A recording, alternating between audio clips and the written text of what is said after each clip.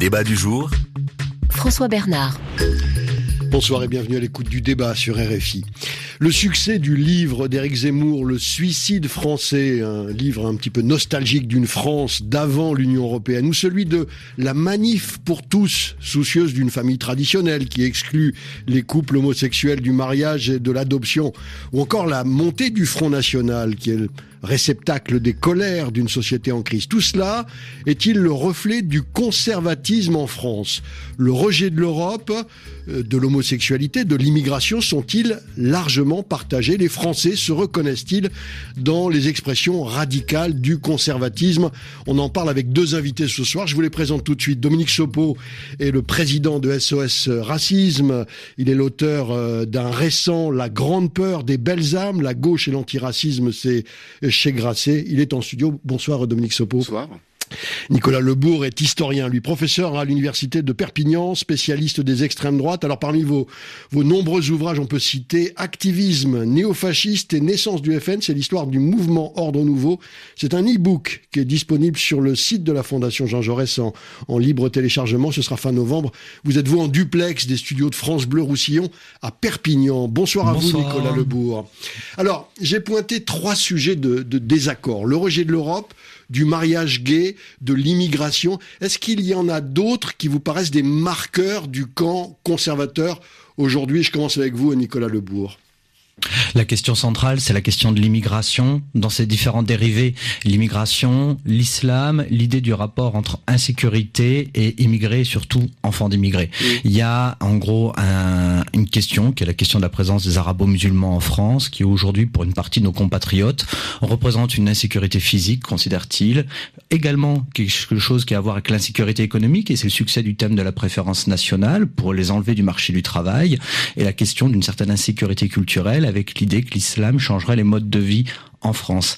Cette représentation-là aujourd'hui d'un problème arabo-musulman, on la trouve en France, on la trouve aussi dans d'autres pays, parfois de manière plus légère comme aux Pays-Bas, voir les résultats des européennes, mais c'est la question qui fédère l'imaginaire, qui structure l'imaginaire de rejet. Vous êtes d'accord, Dominique Sopo ? C'est central. Oui, bien sûr, c'est même obsessionnel dans ces milieux et par rapport notamment à Éric Zemmour ou au Front National que vous citiez, il y a une obsession de la question de l'immigration et des enfants d'immigrés qui sont considérés dans une réalité d'ailleurs très monolithique et fantasmée comme une cause de décadence, d'insécurité pour la France. Et je pense que si on ajoute à cela la question des femmes et la question des homosexuels, ce qui est aussi en train de monter, c'est finalement l'expression à nouveau extrêmement banalisée d'un refus de l'égalité, qui est quand même assez rare dans l'histoire de France. Finalement, il serait normal de traiter de façon inégale ou de continuer à être sur des logiques d'inégalité vis-à-vis de telle ou telle partie de la population. C'est Éric Zemmour qui raconte que béni était le temps où les femmes devaient n'avaient pas le droit d'avoir un chéquier et qu'elles devaient demander l'argent à leur mari. Zemmour qui déplore aussi qu'on ait abandonné l'assimilation pour favoriser l'intégration, c'est-à-dire accepter les étrangers avec leurs us et coutumes plutôt que de les obliger à adopter ceux de leur pays d'accueil. Est-ce que c'est une réalité ? Est-ce que les conditions sont différentes pour les migrants aujourd'hui d'il y a 40 ou 50 ans, Dominique Sopo ? D'abord, il y a quand même quelque chose qui est aussi de l'ordre très fantasmé chez Éric Zemmour, mais d'ailleurs avec beaucoup de contradictions, parce que au passage, les différentes vagues d'immigration ne se sont pas déroulées dans la joie et la bonne humeur constamment. Je pense au massacre évidemment des Italiens à Aigues-Mortes. Je voyais récemment Cavana dans un reportage qui expliquait, dans un documentaire, dans un reportage, à quel point lorsqu'il a sorti son livre sur les Rital, les Italiens étaient encore en France, où les personnes d'origine italienne étaient encore extrêmement stigmatisées pour leur accent, pour leurs origines, pour leur nom. Et donc il y a une sorte de fantasme de vague migratoire qui se serait constamment bien passée en France, et que là il y aurait un problème fondamental, indépassable, avec des populations d'origine maghrébine ou africaine. Nicolas Lebourg, voilà. Qu'est-ce qui a changé pour provoquer cette défiance ? Donc, le sentiment d'un trop grand nombre, c'est ça qui poserait problème ? Il y a plusieurs choses. Pour rebondir sur ce que disait Dominique Sopo, quand on entend Éric Zemmour, on a envie d'évoquer effectivement les réactions de ses aïeux qui en 1919 nous expliquaient que les migrants polonais ne pourraient jamais s'intégrer en France parce que leur culte de la Vierge Marie était bien trop exubérant et que cette manière d'être catholique fervent n'allait pas avec la laïcité française. Vous voyez, on n'est quand même pas complètement perdu. Ceci dit, ce qui est vrai, une fois qu'on en a dit ça, c'est qu'on a eu, à partir des années 1980, une mise en avant de la question multiculturelle, de la question du multiculturalisme, qui a aussi en partie nourri une demande sociale autoritaire. C'est-à-dire, je m'explique, il y a dans notre pays, effectivement, une inquiétude quant à cette question du multiculturalisme qui paraît contraire à la longue tradition culturelle française, qui est une tradition qui date d'avant même la Révolution française. Le culte des valeurs unitaires en France, à peu près depuis le XVe siècle, c'est quelque chose qui est vraiment au long cours et c'est vécu violemment. Et ce qu'on appelle la droitisation, c'est cette espèce de climat depuis 40 ans qui ne date pas d'Éric Zemmour. Ça fait 40 ans et c'est pas qu'à l'échelle de la France, c'est à l'échelle transatlantique, c'est à l'échelle occidentale. On a une baisse de l'État social, on a une montée de l'État pénal et on a une ethnicisation des questions sociales qui sont posées dans à peu près toutes les sociétés occidentales. Dominique Sopo ? Oui, je pense qu'il faut aussi évoquer une différence entre les différentes populations qui ont immigré en France. C'est que les populations d'origine polonaise, italienne, etc., appartenaient, on va dire, au monde occidental. Là, on a des immigrations qui sont des immigrations d'anciens pays colonisés. Et que, finalement, la montée en puissance, entre guillemets, de ces populations en France, puisqu'elles ont plus de diplômes, elles sont françaises et peuvent aussi accéder à des postes politiques, remet en lien quelque chose qui, me semble-t-il, n'a jamais été totalement digéré ou n'est pas pensé comme il le faudrait, à savoir un lien d'inégalité qui était quand même très spécifique à ces populations. Et je pense qu'il y a aussi la pensée finalement que on ne peut réfléchir qu'en termes d'inégalité. Et que si le lien d'inégalité coloniale disparaît, eh bien, il va y avoir une inversion de ce lien colonial et qui donne lieu à toutes ces phrases que l'on entend très fréquemment. On n'est plus chez nous, c'est eux qui font la loi, comme si forcément il fallait qu'il y ait des parties de la population qui en dominent d'autres et cette grande peur de l'influence, de la domination des populations anciennement colonisées dans un pays qui par ailleurs, et c'est assez commun sans doute à l'échelle européenne, dans un pays qui ne domine plus le monde, qui ne dominera plus le monde dans les siècles qui viennent, parce que c'est ainsi, et c'est même plutôt une bonne chose. Ça montre aussi les effets de développement dans d'autres pays, et cela est vécu comme un grand déclassement dont l'incarnation physique, c'est précisément la figure de l'immigré et de ses enfants. On n'est plus chez nous, disent certains, dites-vous, Dominique Sopo, et ces gens revendiquent souvent le droit à une parole, on va dire, sans tabou, et réclament de pouvoir dire qu'il y a trop d'étrangers en France sans être forcément taxés de racistes. Est-ce que vous avez le sentiment que la parole n'est pas libre sur le sujet ? Je vais commencer avec vous, Nicolas Lebourg, sur ce point précis. Alors c'est une excellente question parce que sur la question des opinions racistes, ça dépend entièrement de l'échelle de temps qu'on prend. Si on prend les enquêtes d'opinion depuis la Seconde Guerre mondiale, on constate un écroulement, par exemple, des poncifs antisémites. Si on les prend depuis 2009, on va constater plutôt un frémissement vers le haut. Et donc vous voyez, ça dépend qu'est-ce qu'on regarde. Ce qu'on voit le plus depuis 20 ans, de manière la plus claire sur les enquêtes d'opinion qui sont faites, c'est pas tant l'explosion de préjugés racistes que, d'une part, l'idée que les communautés existent et qu'elles sont vouées à s'affronter. Et d'autre part, une essentialisation des gens, une manière de considérer qu'effectivement on est un juif de France avant d'être un français juif, qu'on est un musulman en France avant d'être un français qui est peut-être d'origine arabe, qui est peut-être de religion musulmane, etc. Ça, c'est les marqueurs très très forts de l'opinion. Et on voit qu'il y a de moins en moins de gens, par exemple sur les questions antisémites, de moins en moins de gens qui se disent sans opinion et de plus en plus qui acceptent de dire effectivement qu'ils croient dans des stéréotypes antisémites. C'est surtout là en fait que les points sont gagnés. Donc vous voyez, la liberté de parole, la question de la liberté de parole, elle est complexe parce qu'on est sur des échelles de temps. Vous voulez commenter ce... Non, mais je suis d'accord sur la question des échelles de temps. Les enquêtes le montrent assez clairement. Je tiens juste à faire remarquer qu'on est souvent confronté à la question de on ne peut plus rien dire, on ne peut pas dire que ceci, on ne peut pas dire que cela. Mais la réalité, c'est que la liberté d'expression, oui, elle souffre de limites, et fort heureusement. Et les limites à la liberté d'expression, c'est lorsqu'on estime que l'expression peut mettre en danger des populations en particulier. Et d'ailleurs, la liberté d'expression est limitée sur toute une série de plans. On n'a pas le droit de faire de l'incitation au meurtre. Si dans votre émission quelqu'un dit il faut tuer telle personne, je pense que tout le monde dirait mais qu'est-ce que c'est que cette émission dans laquelle on dit ça? Et les gens accepteraient assez facilement la limite à la liberté d'expression. On n'a pas le droit de venir à la radio ou à la télévision ou dans les journaux pour expliquer je suis favorable à la pédophilie parce qu'on estime que ça peut mettre en danger les mineurs, les enfants. Donc eh bien, on ne peut pas. Mais bien sûr, c'est la même chose. Et d'ailleurs, lorsque l'on se réfère à la liberté d'expression pour pouvoir finalement porter une parole qui est quand même très rapidement une parole de stigmatisation, malgré tout, quand on pose la question aux gens, mais alors, sur les paroles incitant au meurtre ou sur la pédophilie, vous êtes d'accord? Vous êtes là aussi pour la liberté d'expression? Bah évidemment, ce ne sera pas les mêmes réponses qui vous seront faites, ce qui montre que le véhicule de la liberté d'expression qui est utilisé est un véhicule qui en réalité n'est pas tout à fait honnête. Il y a des lois en France, la loi Guesso en l'occurrence, les lois Pleven, qui permet effectivement, qui n'autorise pas à tenir des propos racistes. Comment prendre pourtant en compte, si on doit le faire, Dominique Sopo, ce ressentiment contre la présence d'immigrés? Alors, je pense que ça renvoie, et là il y a quand même une grande faillite des responsables politiques, ça renvoie chez moi à deux éléments.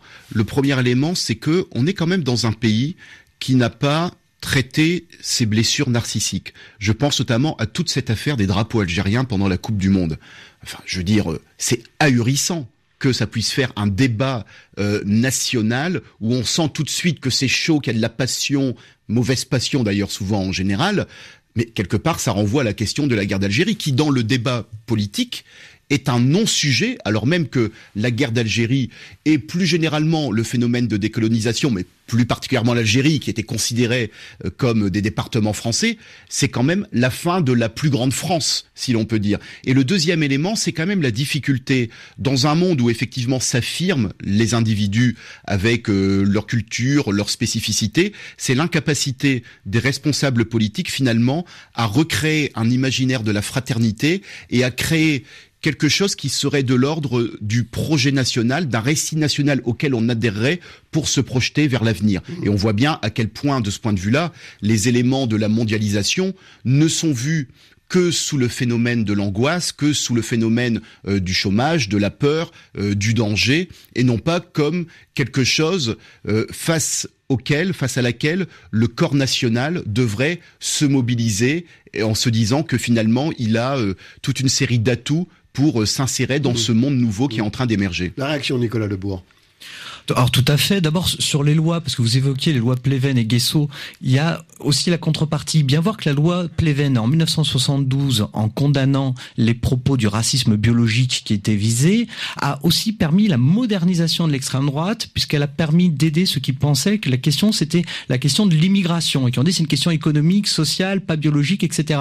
Alors vous voyez c'est compliqué la liberté d'expression. Et une chose sur la loi Guesso qui interdit le négationnisme, j'ai pour ma part effectué d'humbles recherches sur les camps et les déportations. Je tiens quand même à dire au passage que les propos d'Éric Zemmour sur Vichy sont du domaine de l'inacceptable, parce que je ne dis pas souvent, c'est pas trop dans mes mots, mais c'est vraiment du domaine de l'inacceptable. Mais c'est dit de manière large. Ça a été dit par d'autres. Oui, ça a été dit par beaucoup d'autres et c'est parfait. Son caractère je pense que c'est important d'y assister. Voilà, que c'est insupportable quoi d'entendre ça. Là, vraiment, c'est insupportable. Et par contre, pour aller dans le sens que disait Dominique Sopo, c'est vrai qu'il y a cette question du commun. La question centrale, c'est la question du commun qui paraît complètement fragmentée par la mondialisation, complètement fragmentée par un marché du travail où les gens, effectivement, vont d'un petit boulot à l'autre et qui a plus le sentiment de faire corps avec quoi que ce soit. Et vous évoquiez l'enseignement, Dominique Sopo. C'est vrai que, par exemple, dans l'enseignement de l'histoire, il y a aussi un jeu. Pourquoi diable a-t-on des cours d'histoire qui se baladent ainsi dans le monde où il est impossible de situer la France plutôt qu'un cours d'histoire-géographie de la France d'un côté propre, net, et un cours d'histoire du monde propre, net. Demandez à vos gamins si vous avez des adolescents, vous verrez que c'est inintelligible l'histoire de France dans leur manuel. Ça, c'est qu'un détail, vous voyez, mais c'est quelque chose, il faut donner aux gens un récit politique pour se situer et un récit historiques pour comprendre ce qu'ils sont. Alors, le temps passe tellement vite qu'on va faire l'impasse sur l'Europe et sur le mariage gay, parce qu'on n'a pas le temps. Parce qu'il y a quelque chose quand même que j'aurais voulu discuter avec vous, c'est la responsabilité, on en parle souvent chez les conservateurs, de la culture post-68 sur ce délitement, on va dire, supposé de la société française. Qu'est-ce que vous en pensez, Dominique Sopo ? Écoutez, je pense que 68... vous savez, l'histoire de France est une histoire souvent de rupture. Toute une série de pays ont vécu les mêmes évolutions, parfois de façon beaucoup plus, notamment dans les pays anglo-saxons, beaucoup plus, et je pense à la Grande-Bretagne, beaucoup plus souple, beaucoup plus douce. Mais finalement, cette culture 68arde, ceux-là même qui la contestent, sont des personnes qui ont pu pleinement en bénéficier, parce que on essentialise comme ça le moment 68. Mais que veulent dire exactement les gens ? Alors on voit bien la question de l'autorité qui recule, etc. Mais je pense que là aussi ça renvoie... C'est plus le triomphe de l'individualisme, on va dire, et la recherche du plaisir. Oui, mais comment dire, si on est sur Terre, c'est aussi pour, j'allais dire, on a le droit aussi à l'hédonisme, quoi. Enfin, on a le droit d'être heureux, c'est un peu le but normalement de l'humanité. Mais il y a une difficulté chez certains à penser, et même chez les politiques d'ailleurs, comment on concilie la montée de l'individualisme, à savoir le fait, non pas l'égoïsme, l'individualisme, mais le fait que on a une pensée individuelle qui n'est pas simplement un décalque d'une pensée commune, de valeurs communes, etc. Et la question du commun qu'évoquait justement Nicolas Lebourg. Là, il y a une tension, il y a quelque chose de l'ordre de comment on fabrique le social à partir de cette nouvelle donnée. Et comme souvent, dans les phénomènes de nostalgie, certains disent il faut revenir en arrière, mais en fait on ne revient jamais en arrière. La question c'est comment on invente à partir de données qui sont des données lourdes de l'histoire des sociétés. Votre réflexion sur ce thème, Nicolas Lebourg? Oui, c'est pas une réaction à mai 68, c'est une réaction à la mort de la société industrielle. On avait une société ordonnée avec des classes, des groupes, une église, un parti qui structurait les gens. Et la société industrielle, elle est morte. On a un marché financiarisé, on a un travail précarisé, on a dans nos relations culturelles, on est en pleine postmodernité où tout se vaut, rien ne se vaut. Bref, c'est ça qui est critiqué quand on regarde et ça n'a aucun rapport avec mai 68. Les sociétés où il n'y a pas eu un mouvement de type mai 68, elles sont dans le même état parce que c'est les conditions de la production, c'est les conditions économiques qui ont changé. Dominique Sopo parlait d'hédonisme. Moi, j'aime bien la formule, par exemple, du politiste Gaël Brustier qui parle d'hédonisme sécuritaire pour expliquer pourquoi on trouve aujourd'hui pas mal de gays au Front National. Et qui dit qu'effectivement, la société de l'hédonisme, elle peut à un moment dire laisser nous jure peut-être pas sans entrave, mais en tous les cas, sans insécurité, sans difficulté. Et ça peut expliquer aussi la droitisation de certains secteurs sociaux qui étaient jadis réputés plus progressistes. Alors, est-ce que la présence de la gauche au pouvoir en ce moment radicalise les opinions ? Est-ce que le retour de la droite changerait la donne, Nicolas Lebourg ? Rapidement, alors la présence de la gauche au pouvoir, c'est toujours le bonheur pour l'extrême droite. Ça radicalise des pans de la droite de manière classique, ça se passe comme ça à chaque fois. Donc c'est très bien. La dernière fois, on avait tous les voyants au vert, et vous vous souvenez que ça a été le 21 avril. Là, on a tous les voyants en rouge. On peut imaginer où on va. Donc oui, la situation, elle est évidemment extrêmement positive avec la gauche au pouvoir, parce que ça pose des questions par rapport à l'insuccès des programmes de redistribution sociale et justement à avoir l'impossibilité de porter un projet politique commun. Les gens se disent que la République, c'est l'oligarchie. En quelques mots, Dominique Sopo, pour conclure. En quelques mots, je ne vais pas revenir sur ce qu'a dit Nicolas Lebourg sur la gauche au pouvoir, je suis tout à fait d'accord, mais par ailleurs, ce qui est quand même spectaculaire, c'est que depuis 2012, on est face à une gauche qui ne raconte aucun récit national, et je pense que là, ça fait quand même le lit de l'extrême droite, que ça vient justifier chez certains ou susciter toute une série de peurs, de haine, de confrontations, voilà. Bien, merci à tous les deux. On n'a pas le temps d'en dire plus, malheureusement. Merci à tous les deux de vos réflexions sur le sujet. Dominique Sopo, donc président de SOS Racisme, auteur de La Grande Peur des belles âmes, la gauche et l'antiracisme chez Grasset. Nicolas Lebourg, historien. Je cite un autre de vos livres, François Duprat, L'homme qui inventa le Front National. C'est chez De Noël. Merci à l'équipe technique de France Bleu Roussillon qui a permis cette liaison duplex avec Perpignan et Stéphane Roger qui est à la console. Merci également à Éléonore Krenik et Valentin Vaner qui ont préparé et réaliser cette émission. Demain, c'est Mardi Politique, dont l'invité sera Bruno Le Maire, député de l'Eure et candidat à la présidence de l'UMP. Bonsoir à tous. Un nouveau journal sur RFI dans quelques secondes.